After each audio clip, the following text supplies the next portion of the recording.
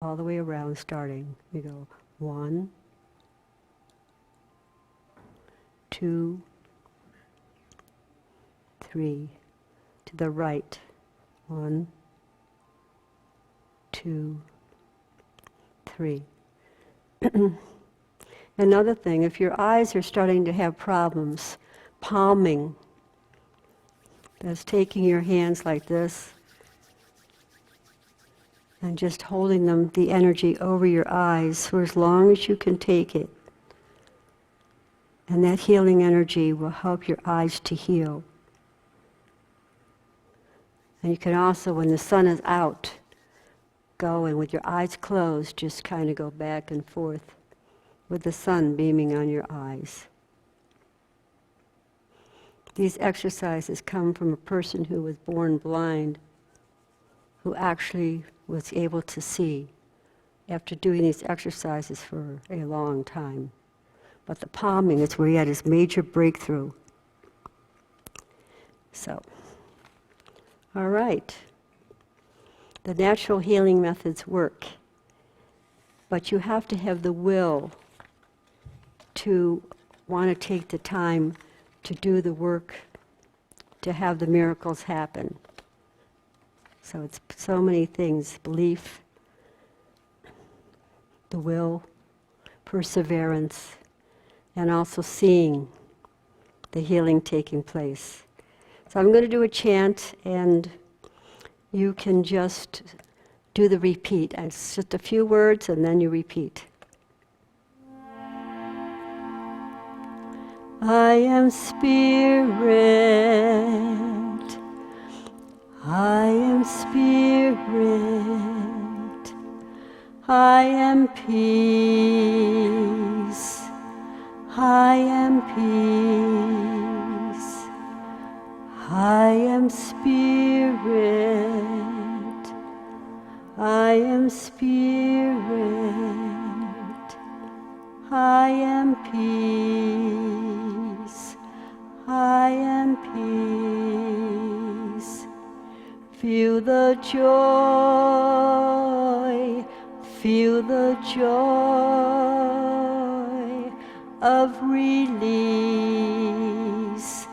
of release.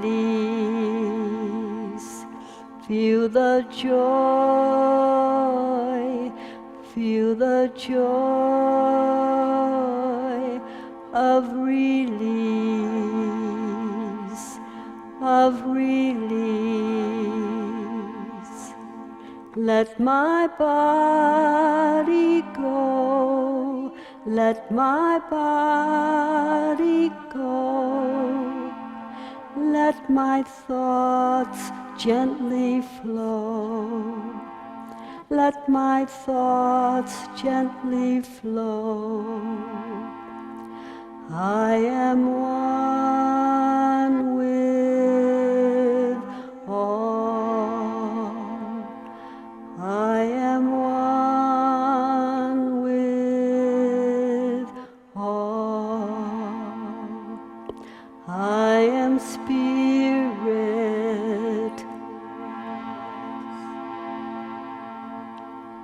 I am peace. I am spirit.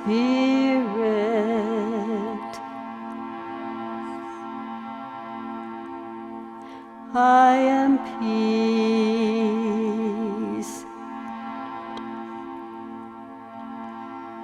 Feel the joy of release.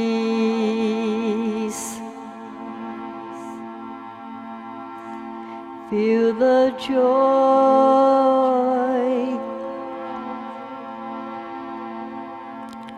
of release.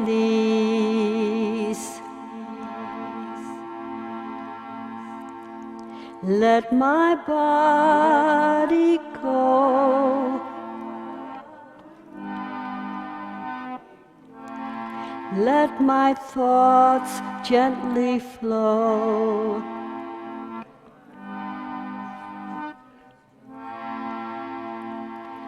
I am one.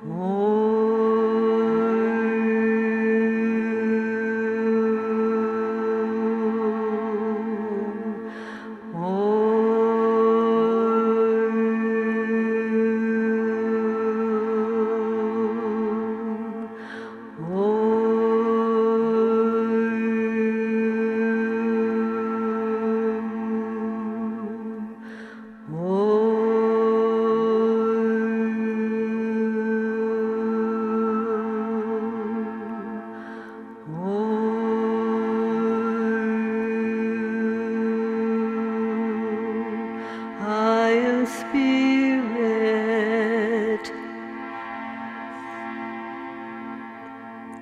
I am peace,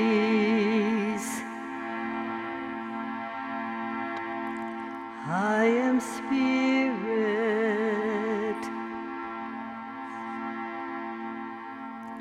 I am peace.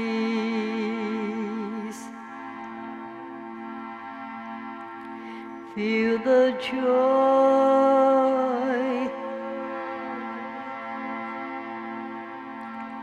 of release.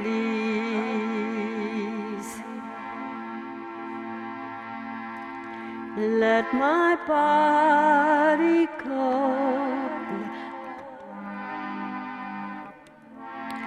Let my thoughts gently flow.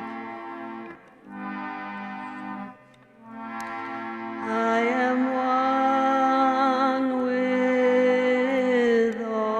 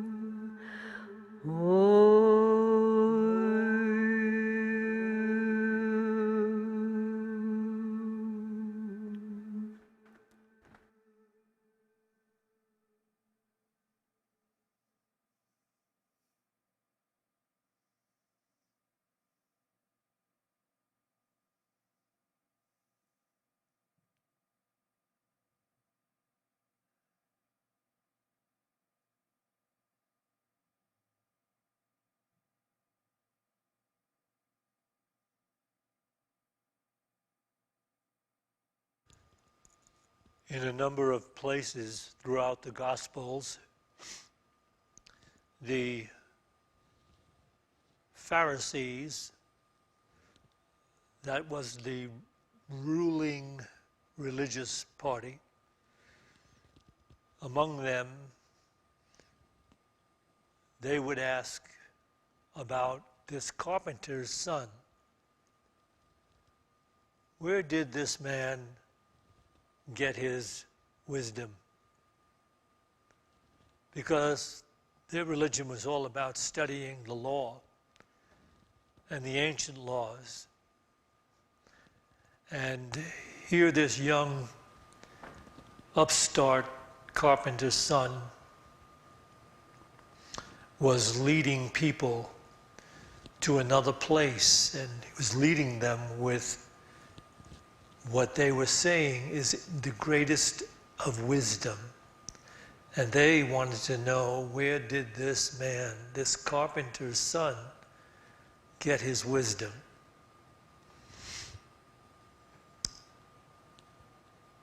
Well, we have different places where this master of life claims it is not he who is speaking, but his Father who is speaking through him. And the Father he's referring to is the one God of all creation. And so he got into trouble with the learned Pharisees of his time, who were always trying to trap him. But it is true that we can hardly find how to live effectively, beautifully, wonderfully, harmoniously, unless we align ourselves with the wisdom of God. We also must enter that wisdom in order to allow it to be the guiding awareness that gives our life meaning and truth and health and hope. So that's really what this whole spiritual journey is about. It's about us ordinary, worldly oriented people gaining that access to wisdom that guides our lives in a new and different direction. You can say in doing that, when we find that and allow it to be moving our lives that way, you can say we are doing the will of God. Some people have concern when you talk about doing the will of God, and they say, well, I don't know, is this the will of God? Or I don't know if I'm being guided. I don't know what you mean by the guidance from God or the guidance from above. And the truth of the matter is, when we are in alignment with that awareness and that wisdom, we know it, because it is knowing.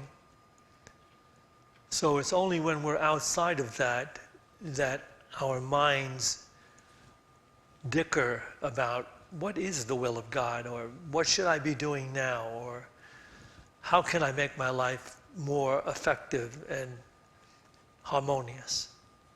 Well, you're still not quite in alignment yet with divine wisdom, because when one is in alignment with divine wisdom, one knows just what Paul said. It is not I then who am speaking. It is not I then who am living, but it is divine who is living through me. So, to understand how we find our way into that new life, I'm going to share again one of the readings from A Course in Miracles that you've heard me share over and over again, because I think it's one of the complete passages. It says it all here on this, the old text, page 533. In quietness are all things answered, and is every problems are resolved. For what he wills already has been done. Therefore, God must have given you a way of reaching to another state of mind in which the answer is already there. Such is the holy instant. Attempt to solve no problems but within the holy instant's surety, for there the problem will be answered and resolved.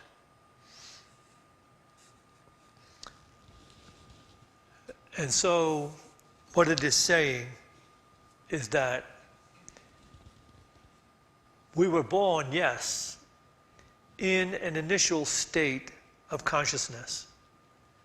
And we were conditioned to believe in our thinking ability.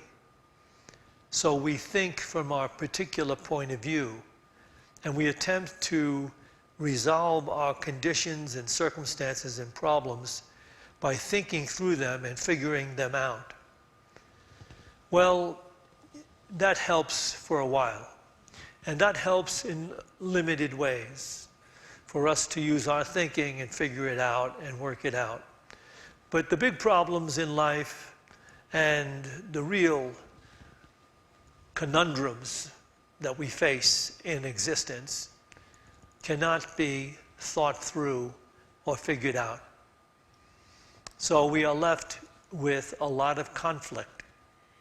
And conflict is the result of living in an illusionary definition of self, in which we actually believe that one's personal point of view or personal intellectual abilities is capable of deciding the right and wrong of things. And this course is telling us that that can't be the way, because other people's points of view are going to interfere with that. And your point of view may not be in keeping with what the universe is actually bringing about. So you're going to be frustrated over and over again in your attempt to understand the meaning of life until you transcend this initial state of awareness in which you were led to believe that you can actually solve your personal problems, which is not possible from the personal perspective. The human intellect hasn't got the depth in order to figure through what is needed, necessary for harmony, healing, and peace. So it says that God must have given us a way, though, to solve the big problems in our lives. And so that way is through the holy instant. Now, it's not a stretch to understand that the holy instant happens to be the same power of now that Eckhart Tolle speaks about and that other masters speak about. That operating strictly in the present moment, without any limited thoughts that come from the past, which is the way we used to solve our problems. We used to take the experiences from the past that we had, and they should be enough for us to figure out what to do in the present so that we can make the future a better future, have more harmony, peace, prosperity, and joy. So we're doing that. But here it is saying to us that in the holy instant, your problems are resolved. Let's try to feel our way into that. How can your problems all be resolved in the holy instant? In the holy instant, what takes place is we now have surrendered the personal idea of separation. In other words, in order to live in the perception of separation, we have to have a past, and we have to have a future, and we have to be coming from somewhere with some experiences in order we're trying to fix what the future will be. But the holy instant has no past and no future. It simply is the eternal present moment. And if we were to let go of the illusionary idea of this personal ability to solve problems, if we would stop living from the past to the future, if we would become open to just be awake in the present moment, we would know something that the world does not know. We would enter another dimension of awareness. We would be living from God consciousness, not worldly thinking. We would have surrendered the idea that we can figure out from the intellectual perspective how to better my personal experience by taking, awareness from whatever it is I gained from learning from the past and fixing my life in such a way that it's going to fix my future. It's not going to happen. So you can take a look at people that became either phenomenal brainiacs, people that have studied, just like the Pharisees, studied everything. And supposedly they were going to figure out how to deal with life. And then you take people that had, used their limited awareness to try to gain popularity or money or prestige in order to make their lives work better. And yet you see some people that have seemingly gained financially all that you would need to be happy. They have what would appear, like so many people, we believe that money is ultimately going to prevail and bring us what we need from the world to make us content and at peace and happy. Here's the problem. It's the way we think about money. Money is simply a formula for defining what one's financial wealth is, but not wealth in truth. It's simply a way of showing, quantum, what wealth in the financial sense is. Here's the problem. We can't eat money. We can't make love out of money. Money can't make us peaceful, and it can't make peace with others. In some cases, you can buy other people off, or you can buy off some enemy or some problem out there, but it's never going to remain. You're still going to have to deal with it. So it's only the incredibly illusionary story that we build around money that makes it a separate God from the one we really should be seeking and allowing ourselves to be led by. So you have this calling to the present moment.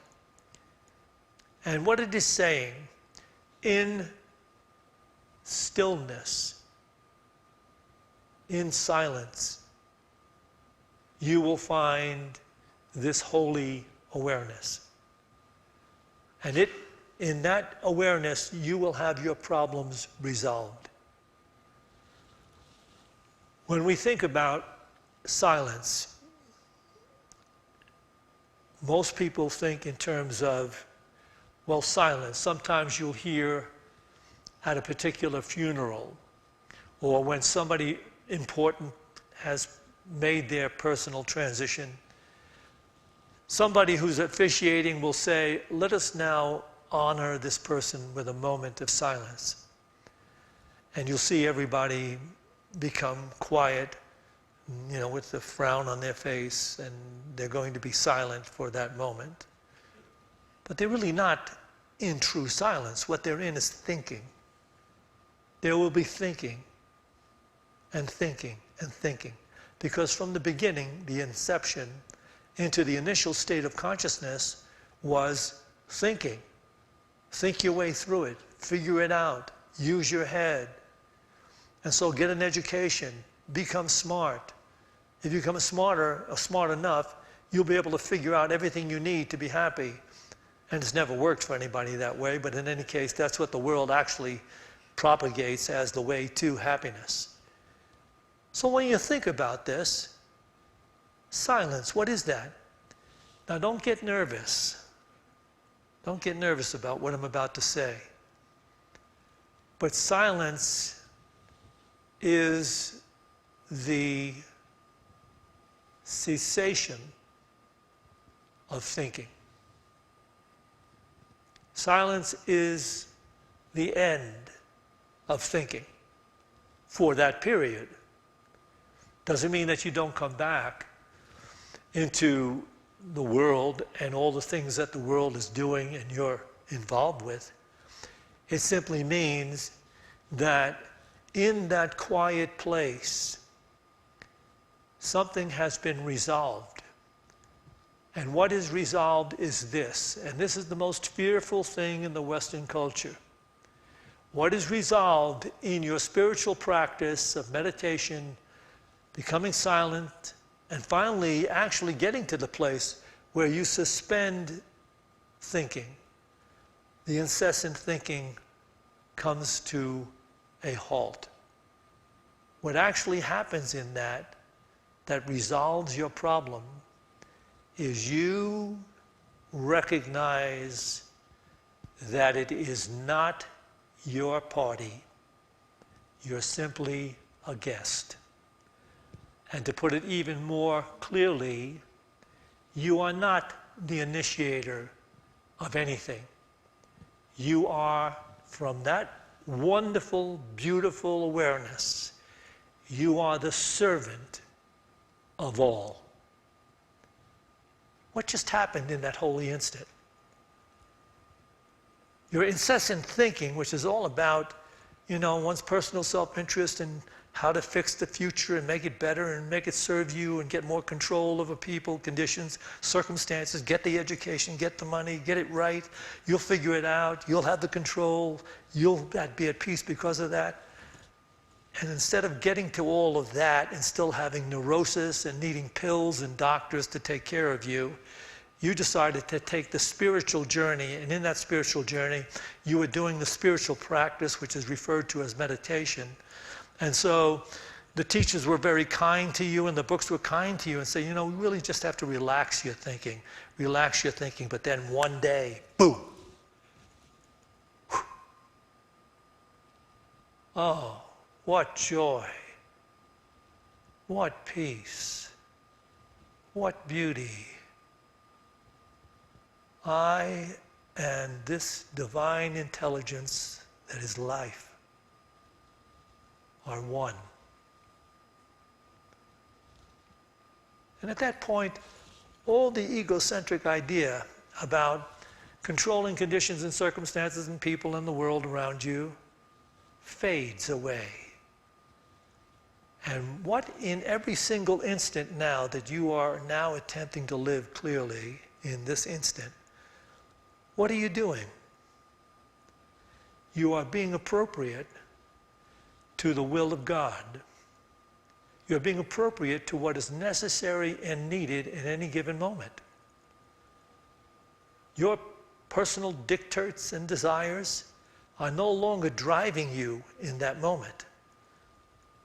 You have entered into that oneness with God, and what you have recognized, if you don't take anything else away from this talk, take this with you and work with this. What you have recognized is that you no longer believe that you arise separate from the circumstances and conditions around you. You no longer believe that. There's me and there's all that's not me. No. What has happened is you have come into the divine consciousness and you realize you rise simultaneously with everything around you. It is all one. It is all God. It is all here. It is all now. And so in that awareness, there's no consternation about what's going on because it's all God. And if you see yourself serving in that, that's just exactly the will of God.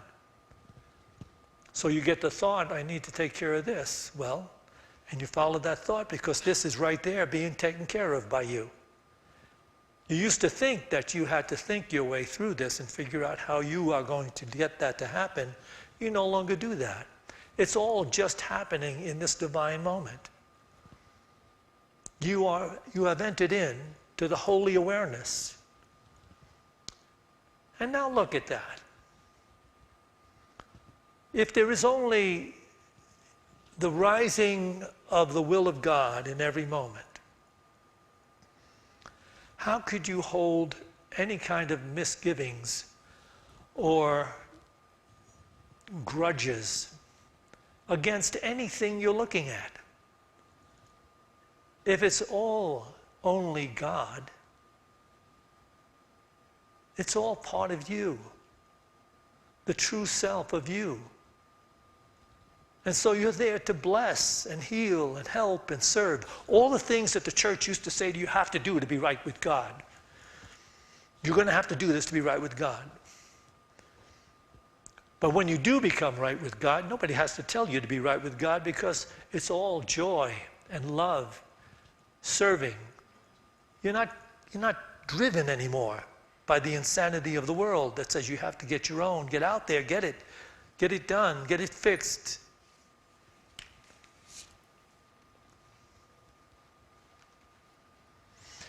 So this little story that we have in the scripture as well,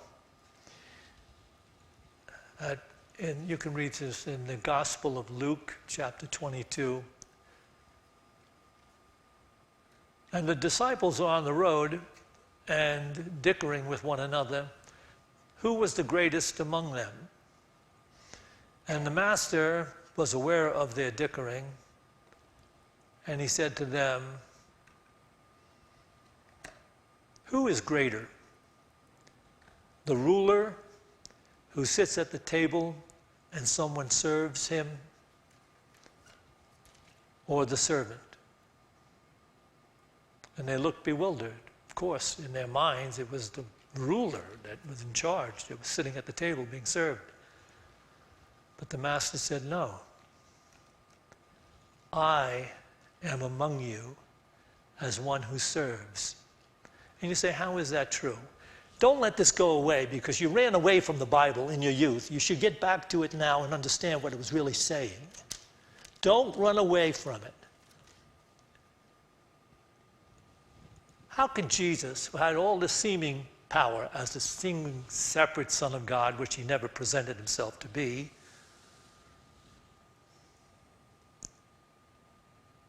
how could he be the servant of all?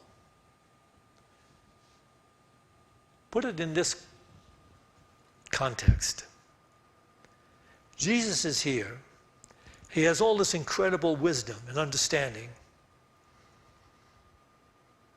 And he can do anything, pull bread out of the air, walk on water, heal the sick, raise the dead. What would anyone around him have that he wanted? What could any of them give him that he didn't already have? Once having the wisdom of God, what could any of these people that were listening to him give back to him? Nothing. Therefore, he was simply there as the servant of everyone around him. And so he finally said to all his disciples and all who would be his disciple, the greatest among you will be the servant of all. That is, the servant of the all. In the consciousness that in every given moment, I am here only to be truly helpful. So we'll go and have a special meditation. Norma's going to lead us through the spiritual centers. You know, you can actually define these with instruments today. We've got chakras of energy, vortexes of energy that give rise to the mind and its awareness, and also are outpictured in the physical body. So Norma's going to take us through those spiritual centers in this meditation, and just relax into it and allow it to bring you right here into this beautiful moment of awareness.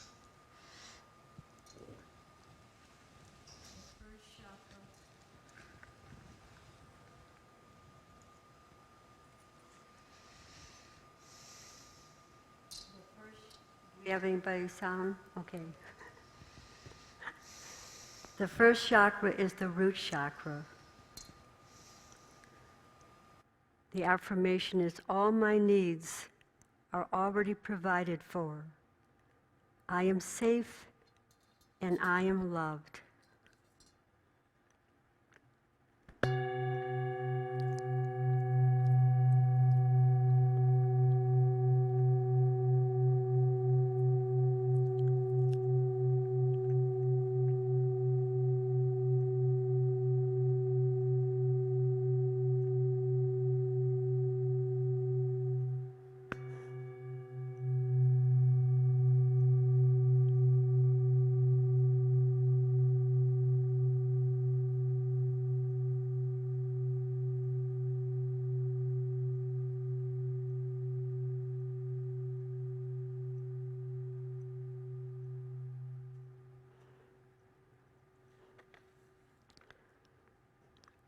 The second chakra is the lower abdomen. I accept my God-given ability to connect with others with warmth and sensitivity.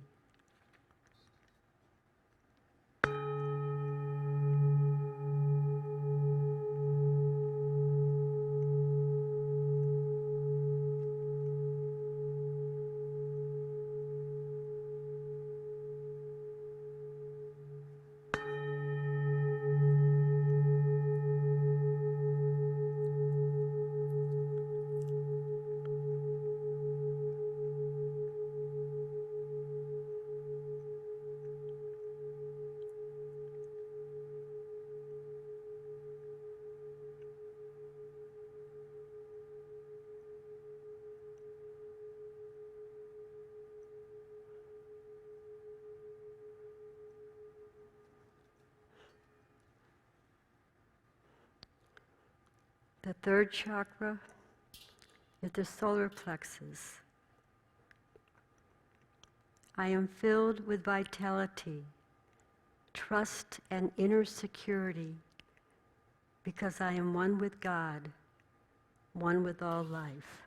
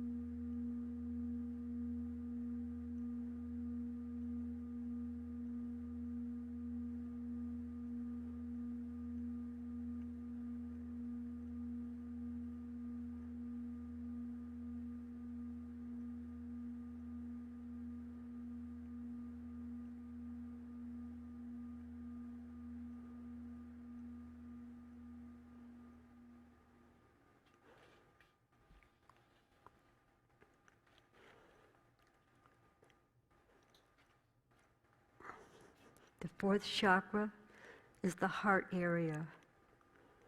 I am filled with love, kindness, compassion, hope, forgiveness, and peace of mind.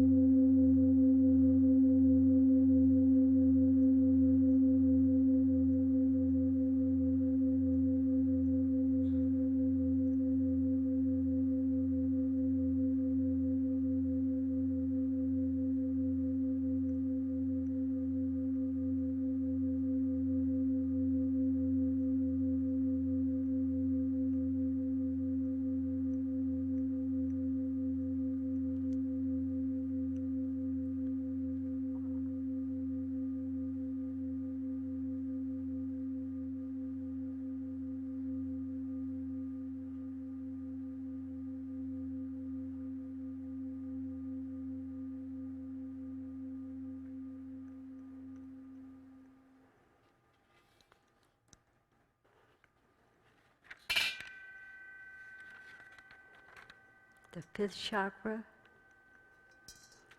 is the throat area.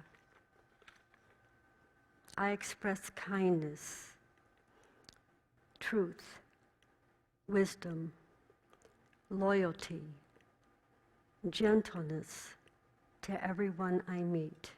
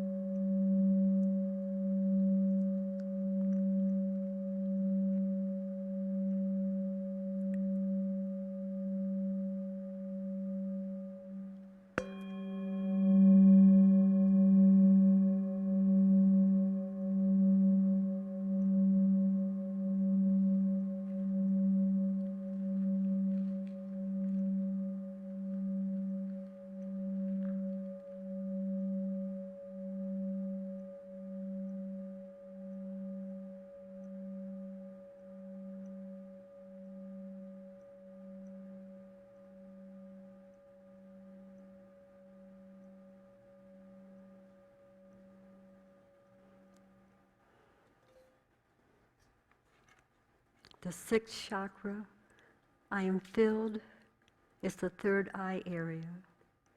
I am filled with an intuitive sense. I am confident in myself and connect to my beingness.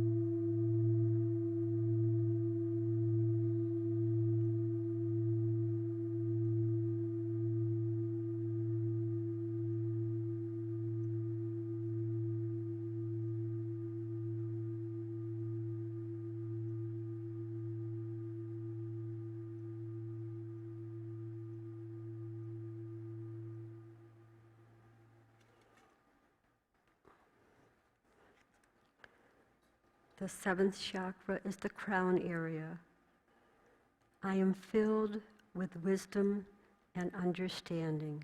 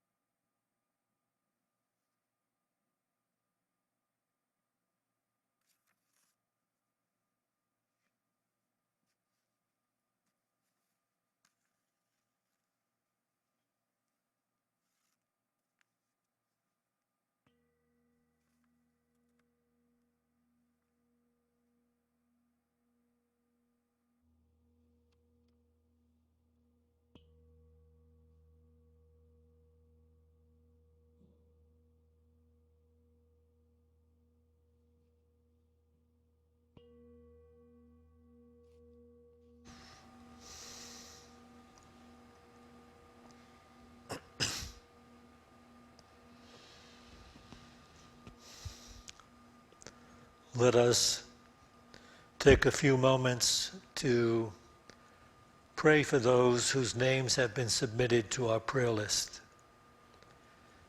If you know the name of the person whose name is called, you can see that person healed physically, mentally, and spiritually. If you don't know the person whose name is called, just see the name in light.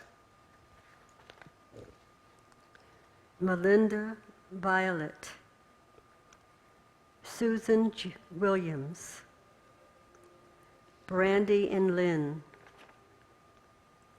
Lisa Langley, Dylan Langley,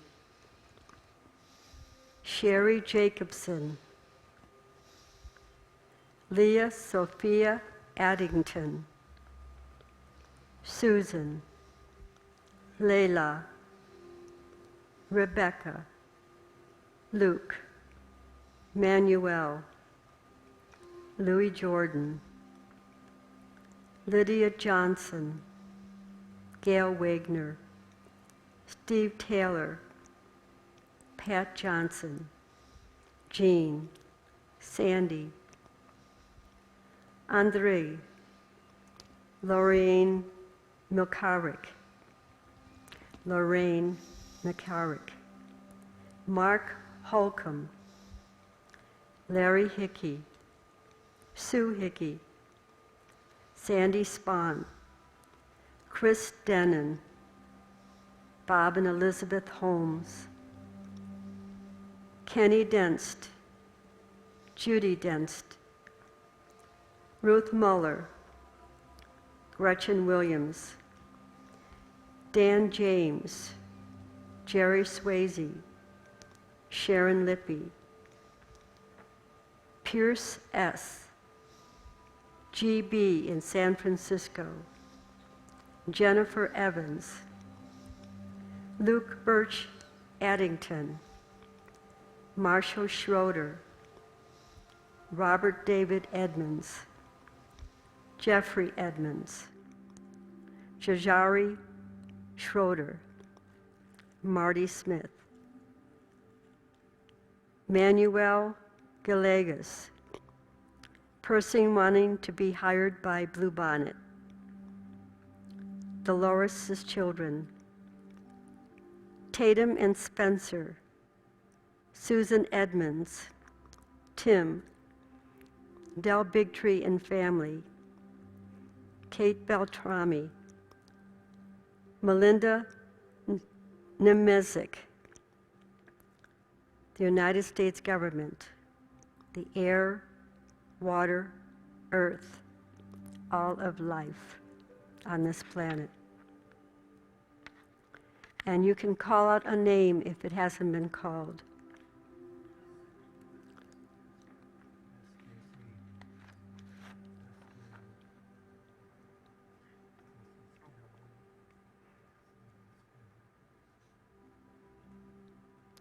We see this healing light surrounding the prayer box, and all the people whose names that have been submitted throughout the month, we see them healed physically, mentally, and spiritually.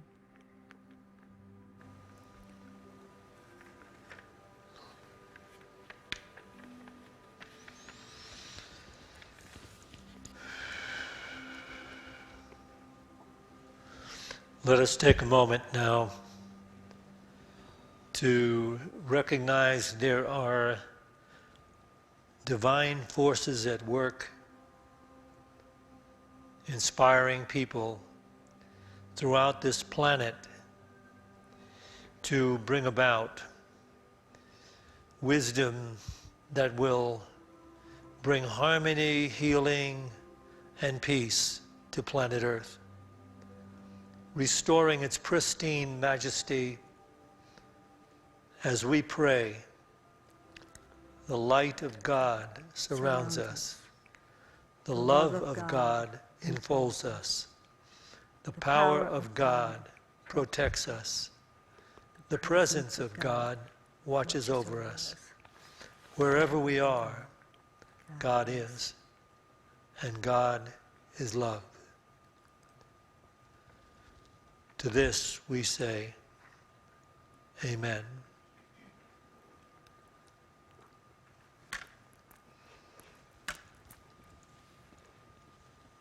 We will take an offering for unity now.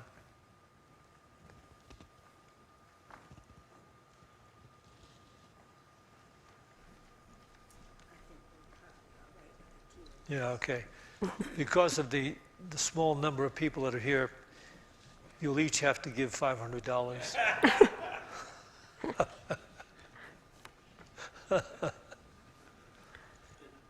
They're brave. As we take our offerings in our hands, let's bless them with this offering statement. Divine love is my true life and my conscious destiny. Therefore, I give. Together, please. Divine love is my true life and my conscious destiny. Therefore, I give.